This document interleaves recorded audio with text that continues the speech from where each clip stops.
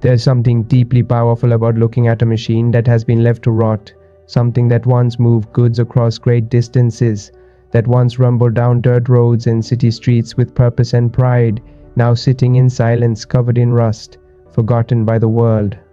That is exactly where our story begins today, with one of the most iconic trucks ever to roll off a production line, the Bedford truck, a name that carries with it decades of history, craftsmanship and raw mechanical muscle. A name that was once as common on the roads of Australia and Britain and Africa and Asia as the sun rising in the morning, and a name that today represents something far more than just a commercial vehicle. It represents an entire era of human endeavor, of industrial ambition, of practical engineering that was built not for profit margins or quarterly reports, but for the simple, honest purpose of foot epic. When we first laid eyes on this particular Bedford, she was in a state that would have made most people turn and walk away without a second glance. The cab was eaten through with rust, the bodywork had buckled and blistered under years of harsh weather and brutal neglect. The engine bay was a museum of corroded metal and crumbling rubber. Every panel told the story of hard work and hard miles and hard years, and harder still, the long slow defeat of time and weather working together on unprotected steel. The windscreen was gone entirely, replaced by decades of cobwebs and bird droppings. The seat was a collapsed ruin of springs and rotted foam. The timber deck, what remained of it, was black and punky and falling apart at every joint.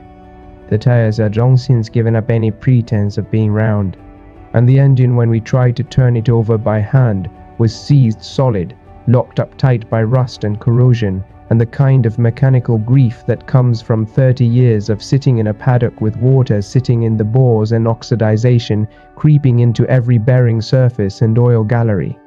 But to those of us who understand what lies beneath the perseverance, our living sobered hours were too bitch malborn. Though it was about spent our lives learning to see past the surface decay to the bones and the soul underneath. This was not a wreck, this was a treasure. And today we are going to take you through every single step of what it took to bring this magnificent old Bedford back from the dead, to transform her from the rusted relic into the kind of truck's heads and drops jaws, and makes old men stop and stare, and remember things they thought they had forgotten 40 years ago, the kind of riscos and makes wrong we'd be coulding, and what ways we bust in when we'd be Cuthbert. The Bedford truck has a history that is as rich and as interesting as any vehicle you will ever come across. And before we get into the nuts and bolts of how we brought this one back to life, it is worth spending a few minutes understanding where these trucks came from and why they matter so much to so many people in so many different countries around the world. The Bedford name first appeared in 1931 when Vauxhall Motors, by then already owned by General Motors, launched its first truck under the Bedford badge. The name itself came from Bedford, England, the town where Vauxhall had its manufacturing operations, and from the very beginning these trucks were designed with one thing in mind. They had to be tough, they had to be reliable, and they had to be affordable enough that ordinary working people and small businesses could buy them and put them to work. Those early Bedfords were an instant success. They offered a level of performance and reliability that their competitors struggled to match, and they were priced at a point that made them genuinely accessible to farmers and tradespeople and small haulage operators who needed a working tool, not a prestige item. Within a few years, Bedford had become the best-selling truck brand in Britain, and the export program was growing rapidly, with vehicles going to every corner of the British Empire and beyond. Through the Second World War, Bedford trucks served with distinction in every theatre of the conflict. They carried supplies across the North African desert. They hauled ammunition and equipment through the mud of the Italian campaign. They served in Burma and in the Pacific and in every other place where Allied forces needed to move things from one place to another, under conditions that ranged from brutal to impossible. The military variants of the Bedford, the QL, the MW, the OE, became legendary for their ability to keep going when everything else had given up, and that reputation for toughness and reliability carried directly into the post-war period when civilian production resumed and the demand for new trucks was enormous. The post-war years were the golden age of Bedford trucks. Britain was rebuilding, Australia was booming, Africa was developing, and everywhere you looked, there was work to be done and loads to be moved, and Bedford trucks were right there in the middle of all of it, doing exactly what they had been built to do. The models of this period, the O-type, the S-type, the J-type, the TJ, became the workhorses of an entire generation of industry and agriculture and commerce, and they did their job so well and lasted so long that many of them were still in daily use decades after they should have been retired. The particular model we are working with today dates from the late 1950s or early 1960s. The exact year is difficult to determine given the state she was in when we found her, and she is a TJ series flatbed, which was one of the most popular and most versatile of all the Bedford configurations. The TJ was a medium-duty truck that could handle a wide range of payloads and body configurations, and the flatbed version was especially popular in Australia, where it could be used for everything from carrying sheep to hauling construction materials to transporting agricultural equipment across properties that made no concessions whatsoever to the comfort or convenience of the vehicles that worked. Finding this truck took time and patience, and a degree of persistence that bordered on obsession. We had been looking for Project Bedford for the better part of 2 years before this one came to our attention through a contact in the classic vehicle community who had spotted it while doing some work on a property in the interior of the country.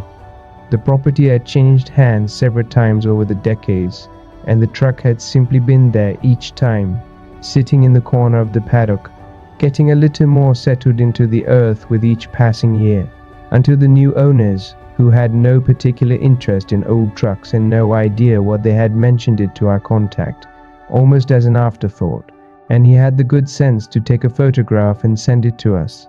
We drove out to see it the following weekend, and what we found was simultaneously discouraging and deeply exciting, which is exactly the emotional state you want to be in at the start of a major restoration project. Discouraging because the truck was clearly in very poor condition and the amount of work required to save it was going to be enormous.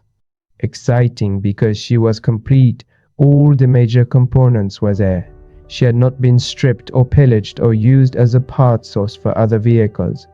And because even through all the rust and the dirt and the decay, you could see the shape of something genuinely beautiful waiting to be uncovered. We made a deal with the property owner on the spot, loaded the Bedford onto a flatbed trailer with the help of a come-along and a great deal of patience, and brought her back to the workshop where the real work would begin. The assessment process is always the first step in a project like this, and it is arguably the most important step, because it is the point at which you have to be completely honest with yourself about what you are dealing with and what it is going to take to fix it. There is a temptation, when you are excited about a new project, to be optimistic, to look at the damage and tell yourself it is not as bad as it looks, to convince yourself that certain components can be saved, when the honest answer is that they cannot, to underestimate the time and the cost, because if you face the full reality of it all at once, it might be enough to make you put the truck back on the trailer and return it to the paddock. We have learned over many years and many projects to resist that temptation. Absolutely, to look at every component with clear eyes and to call it as we find it, because the cost of false optimism at the assessment stage is always paid later, always paid at a worse time, and always costs more than the cost of honesty would have. So we went over that old Bedford from end to end and top to bottom, and what we found was this: the chassis was salvageable, and that was the best news of all, because on a truck like this the chassis is everything. It is the foundation on which every other component depends, and if the chassis had been rotten through, we would have been looking at a far more complicated and expensive rebuilding process. The rails showed surface rust across their entire length, and there were several areas of more serious pitting, particularly around the front crossmember and in the rear section near the spring hangers, but when we ground back to clean metal and measured the remaining thickness, we were satisfied that with proper treatment and a couple of reinforcement plates in the worst areas, the chassis could be made solid and trustworthy again. The cab was another matter. We have worked on some badly rusted cabs in our time, and this one was right up there with the worst of them. The entire lower section of the body, the floor, the sills, the lower door sections, the rear cab corners, was essentially gone, replaced by rust that crumbled at the touch and voids where steel should have been. The door skins were holed in multiple places. The inner structure behind the door hinges had corroded to the point where the doors would barely stay attached. The rear wall of the cab was thin and bubbly reversed that had been working its way through from the east side for years. Even the roof, which was the best preserved part of the cab exterior, had a series of rust bubbles running along the rear edge that told us the inner skin was compromised underneath. The good news, and there was good news, was that the upper sections of the cab, the A-pillars, the windscreen surround, and the overall structural geometry of the body were solid enough to provide a reference framework around which new metal could be fabricated and fitted. The cab was savable, but it was going to take serious work and serious skill and a serious commitment of time to save it properly. The drivetrain assessment was both better and worse than we had hoped. Better because the block itself, when we finally freed the seized engine and were able to inspect it properly, turned out to have no cracks and acceptable bore condition. The rust that had locked it up had been confined largely to the surfaces rather than having eaten deep into the metal, and once it was freed and cleaned, we were confident that the block could form the basis of a good rebuild. Worse because virtually everything else associated with the engine was going to need replacement or major reconditioning. The head was warped and the valve seats were badly pitted. The fuel system was completely gummed up and corroded. The cooling system had a cracked radiator and suspect hoses throughout, and the electrical system was such a corroded, rodent-damaged mess that the easiest and most sensible course of action was simply to remove every bit of it and start again from scratch with new wire. The gearbox felt tight when we tried to turn it, suggesting corrosion on the internal components, and the rear axle had seals that had long since failed, allowing the defoil to escape and moisture to enter, which meant the internals were going to need careful inspection before we could be confident about their condition. The braking system was completely unserviceable. Seized wheel cylinders, corroded brake lines, brake shoes that had been sitting in contact with rusted drums were so long that they had essentially bonded to them. The suspension was stiff and reluctant. The kingpins clearly worn beyond any safe limit. The leaf springs flat and tired from decades of carrying loads that were probably heavier than they should have been. In short, what we had was a truck that needed everything. Every single system, every single component was going to require either replacement or major reconditioning before we could consider putting this truck back on the road. It was, in the most literal sense of the phrase, a ground-up restoration, and we went into it with our eyes wide open and our sleeves rolled up. We started with the chassis, because until the chassis was sorted, everything else was waiting. We stripped it completely, removed every component that was attached to it, every bracket, every mount, every piece of ancillary equipment, until we had bare steel rails sitting on the workshop floor. Then came the laborious process of rust treatment. Every area of surface rust was ground back to clean metal, using angle grinders and flap wheels and wire brushes, working methodically along every surface of every rail and cross member until there was no rust remaining, only clean bare steel that gleamed under the workshop lights and gave us a solid foundation to work from.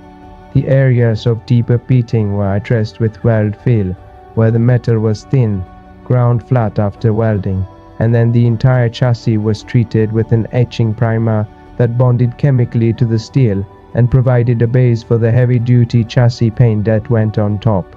We mixed up our reinforcement plates from fresh steel plate and welded them into the areas of concern, grinding the welds smooth and painting over them so that when the chassis was finished it looked uniform and correct, the repairs invisible to any but the most careful inspection. New spring hangers were fabricated to replace the originals, which had corroded beyond acceptable limits, and every thread on every mounting point was chased and cleaned and verified before we were satisfied that the chassis was ready to receive components. The cab restoration was the longest and most demanding part of the entire project, and it is the part that separates a proper restoration from a quick fix-up. There are people in this industry who will slap fill over rust and paint over it and call it good, and those people are not doing a restoration, they are doing a cover-up, and the rust will be back within a few years, working its way back through from underneath, undoing everything that appeared to have been fixed. We do not work that way. Every piece of rust on this cab was found and eliminated before a single coat of paint went anywhere near it. And that meant cutting and fabricating and welding on a scale that kept our metal workers busy for weeks on end. We started by stripping the cab completely, every piece of glass removed, every rubber seal stripped out, every piece of trim taken off, every mechanical component disconnected and removed, until we had a bare shell that we could see and access from every angle. Then we went through it systematically, marking every area of rot with a chalk line and then cutting it out with a plasma cutter, removing not just the obviously damaged metal but also a border of apparently sound metal around each repair area. Because experience has taught us that rust always travels further than it appears to from the surface, and if you only cut to the visible edge of the damage, you will be cutting again in a year or two when the rust that was lurking just beyond your cut starts to show through. The floor came out in one complete section, all of it, from firewall to back wall, because it was simply not worth trying to save any of it. New floor panels were fabricated from heavy gauge steel, formed to match the original profile as closely as possible, fitted and tack welded into position, checked for fit and alignment, and then fully welded with overlapping runs that left no pinholes and no voids for moisture to collect in.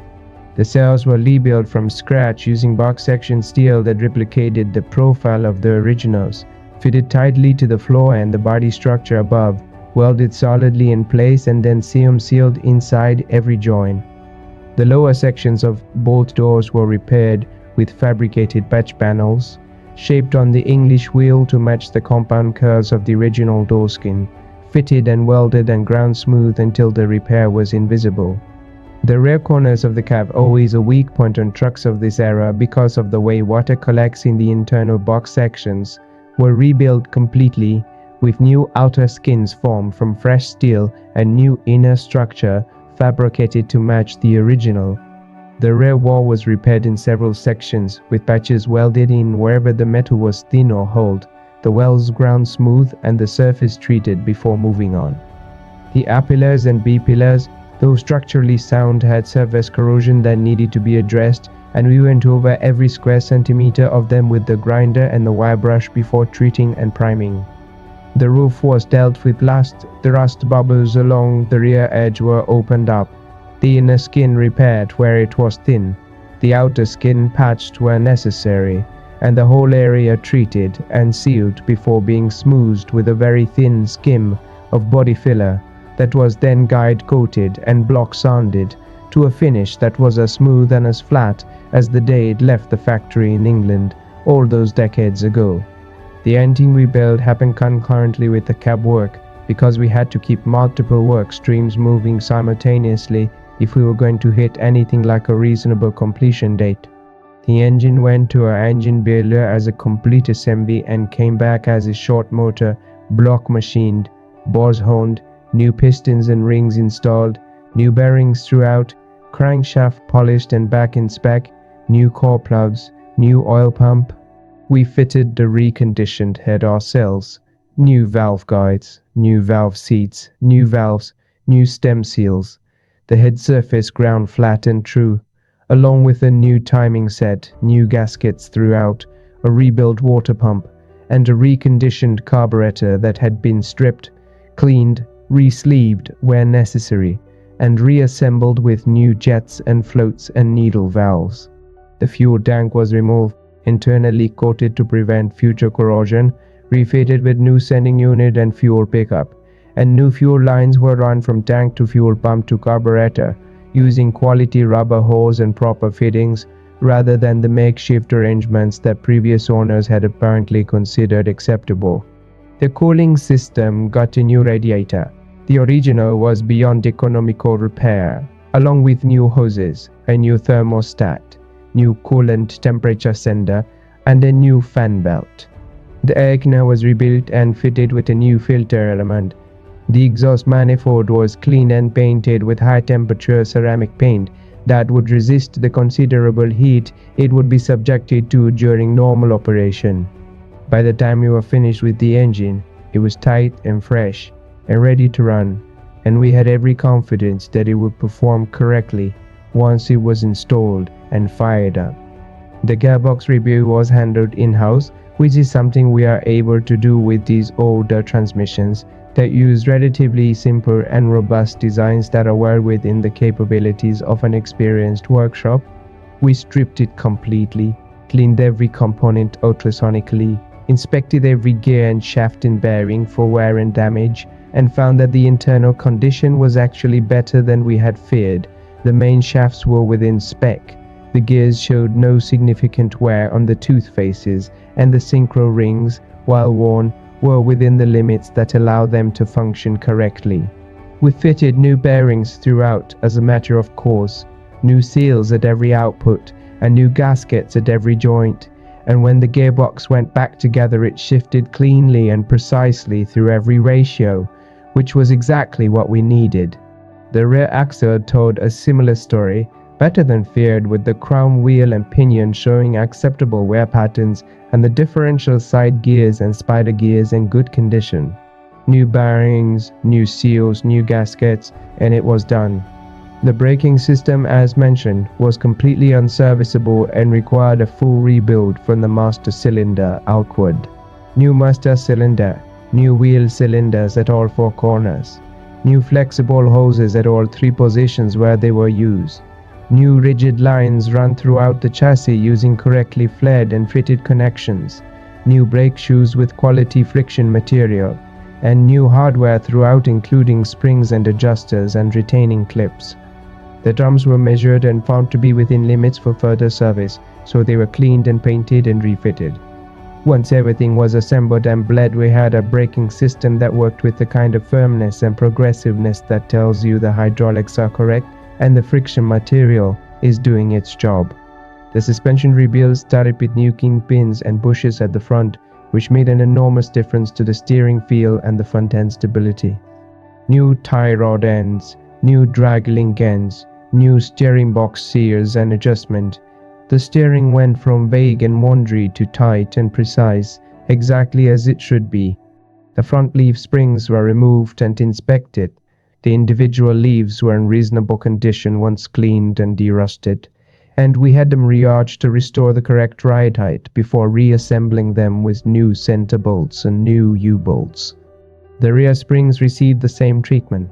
New shock absorbers were fitted at all four corners to complete the suspension rebuild. The electrical system, as noted earlier, was completely removed and replaced. We use modern wire with modern insulation and modern connectors, which gives vastly superior reliability and longevity compared to the original cloth-braided wiring that was used in trucks of this era and that deteriorates badly over time.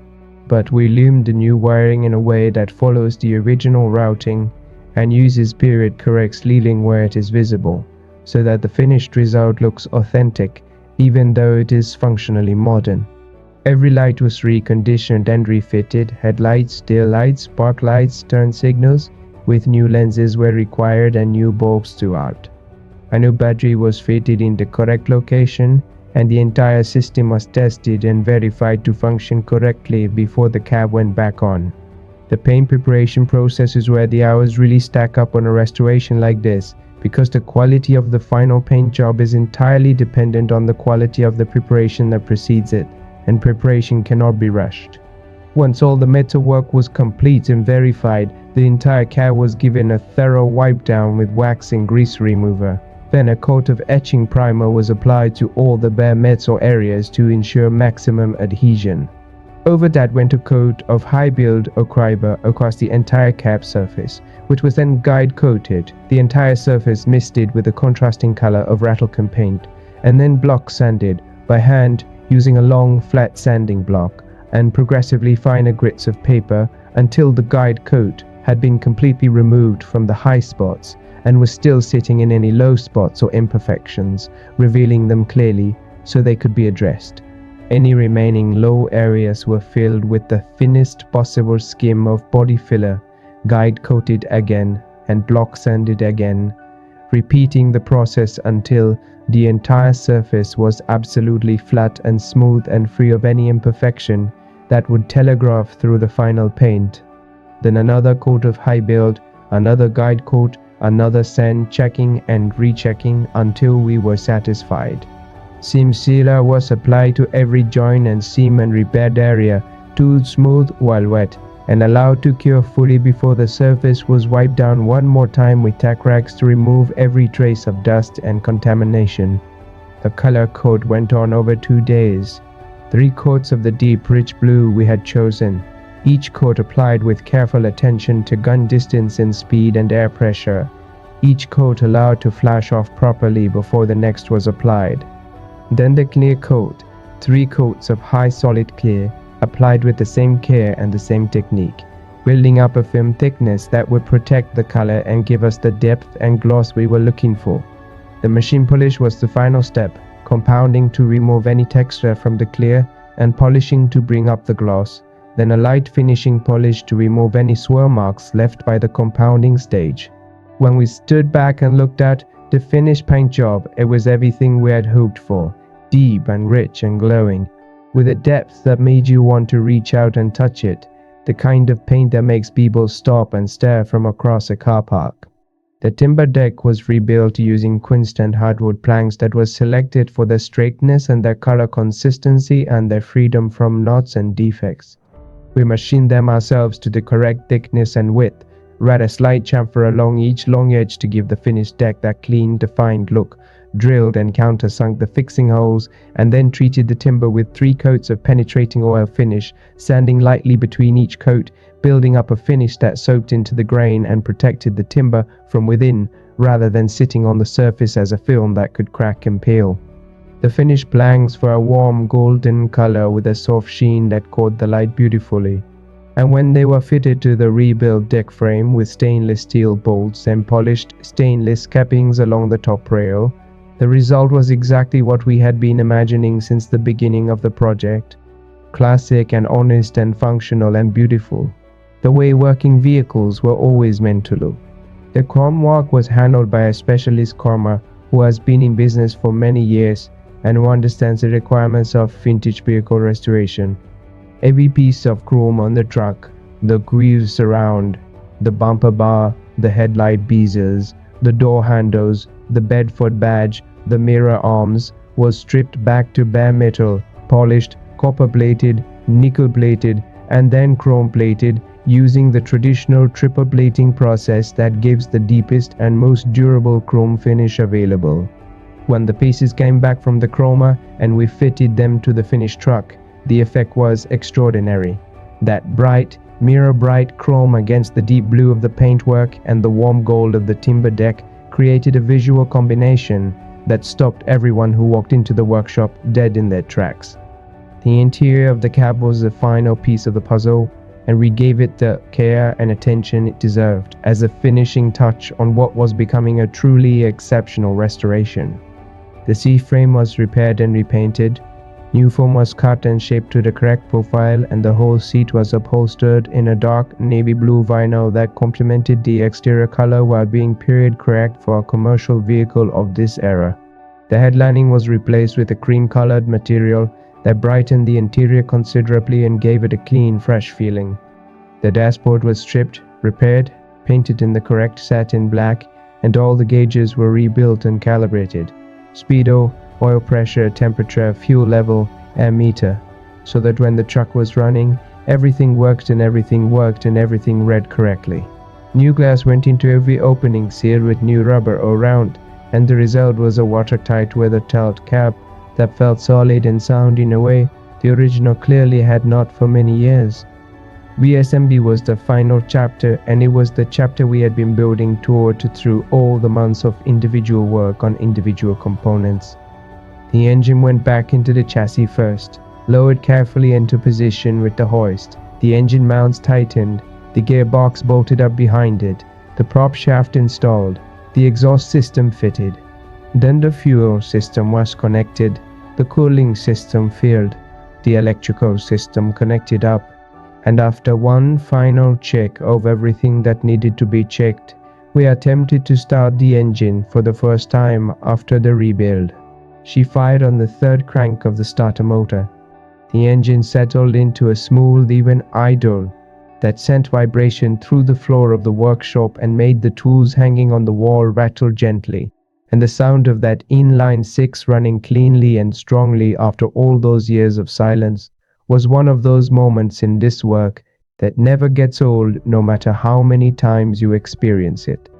We let her warm up slowly, checking for leaks at every joint and connection, watching the temperature gauge climb to its normal operating position and stay there, watching the oil pressure settle at a healthy number, watching the ammeter confirm that the alternator was charging correctly. Then the cab was lowered back onto the chassis, the wiring connected through to the body, the lights tested, the brakes bled and adjusted, and with a set of new tires fitted to the rebuilt wheels, the Bedford was a truck again, complete, correct, and ready to go back out into the world. The test drives were cautious and methodical, as they always are with a freshly rebuilt engine that needs to be running carefully to allow the new rings to seat and the new bearings to bed, and all the new components to find their settled working relationship with each other. Short runs at first, varying the load on the engine, avoiding sustained high revs, checking everything after each run, and making any small adjustments that were needed. By the end of the running end period, the Bedford was driving beautifully, the steering tight and accurate, the gearbox shifting cleanly through all the ratios, the brakes strong and progressive, the engine pulling smoothly and strongly through the entire rev range, the whole truck feeling solid and sound and capable in a way that it probably had not felt since it was new. Standing back and looking at the finished truck in the sunlight, all that gleaming blue paint and bright chrome and warm timber, hearing that deep rumble of the inline six at idle, it was impossible not to feel a deep sense of satisfaction and a kind of quiet pride in what had been achieved. This old machine, this Bedford that had been left to rot in a paddock for 30 years, that most people had written off as beyond saving and beyond value, had been given back its dignity and its purpose and its beauty, and it was magnificent. This is why we do this work. Not for any simple or single reason, but for a whole constellation of reasons that together add up to something that feels important and worthwhile and true. We do it because these old machines deserve better than the fate that awaits them if nobody intervenes, the slow, undignified dissolution into rust and earth that claims so many vehicles that could have been saved and were not. We do it because the engineering and the craftsmanship that went into building trucks like this, Bedford represent a standard and an approach to manufacturing that is worth understanding and preserving and celebrating. Because there are lessons in these old machines that the modern world has largely forgotten and could benefit enormously from remembering. We do it because the act of restoration itself, the patient, skilled, methodical work of understanding a broken thing and fixing it, of learning its history and its character and its original design intent, of returning it to the condition in which it was meant to exist, is one of the most satisfying and most human activities that it is possible to engage in. A direct connection between your hands and your mind and a tangible object in the real world that produces something genuinely useful. And we do it because of moments like the one we had when this old Bedford drove out of the workshop under its own power for the first time in 3 decades. Gleaming and rumbling and magnificent, and a truck that had been forgotten by the world had been remembered and honored and given back everything that the years had taken from it. That moment, and the many moments like it that come with every successful restoration, are worth every hour of work and every dollar of expense and every frustration and setback along the way, because at the end of it all, you have created something that will endure, something that will be admired and appreciated and enjoyed by people who might never have had the opportunity to experience what a properly restored vintage truck looks and sounds and feels like, and that is a gift that keeps giving long after the work at the quiet